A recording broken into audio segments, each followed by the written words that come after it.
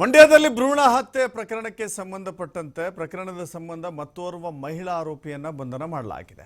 ಪ್ರಕರಣದಲ್ಲಿ ಬಂಧಿತರ ಸಂಖ್ಯೆ ಈಗ 9ಕ್ಕೆ ಏರಿಕೆ ಆಗಿದೆ.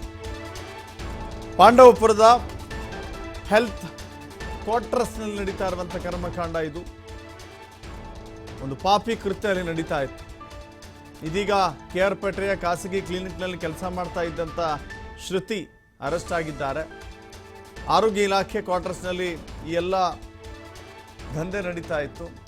ಮಂಡ್ಯ ಜಿಲ್ಲೆಯ ಪಾಂಡವಪುರ ಪಟ್ಟಣದ ವಸತಿ ನಿಲಯಗಳು ಆರೋಗ್ಯ ವಸತಿ ನಿಲಯ ತನಿಖೆ ಚುರುಕುಗೊಳಿಸಿದ್ದಾರೆ ಪಾಂಡವಪುರ ಪೊಲೀಸರು. ಇಲ್ಲಿ ಹೆಣ್ಣು ಭ್ರೂಣ ಹತ್ಯೆ ವಿಚಾರಕ್ಕೆ ಸಂಬಂಧಪಟ್ಟಂತೆ ಒಂದು ನೆಟ್ವರ್ಕ್, ಒಂದು ಜಾಲ ಕೆಲಸ ಮಾಡ್ತಾ ಇತ್ತು ಅಂತ ಗೊತ್ತಾಗತ್ತೆ.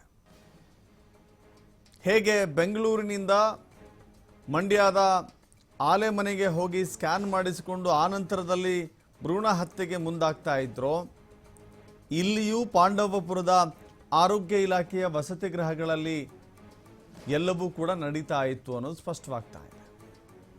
ಜೊತೆಗೆ ಇವ್ರಿಗೊಂದು ಸಂಪರ್ಕ ಬೇಕಲ್ಲ, ಇಂಥ ಕಡೆ ಭ್ರೂಣ ಹತ್ಯೆ ನಡೆಸಲಾಗತ್ತೆ, ಈ ಜಾಗದಲ್ಲಿ ಹೋದರೆ ಸ್ಕ್ಯಾನ್ ಮಾಡಲಾಗತ್ತೆ, ಯಾರ ಮೂಲಕ ಸಂಪರ್ಕ ಮಾಡ್ಕೊಳ್ಬೇಕು ಅಂತ ಹೇಳಿ ನೋಡಿ. ಇವರು ಅಲ್ಲಲ್ಲಿ ಖಾಸಗಿ ಕ್ಲಿನಿಕ್ಗಳ ಅಥವಾ ಖಾಸಗಿ ಕ್ಲಿನಿಕ್ಗಳಲ್ಲಿ ಕೆಲಸ ಮಾಡುವಂಥ ಸಿಬ್ಬಂದಿಯ ನೆಟ್ವರ್ಕ್ ಇಲ್ಲಿತ್ತು.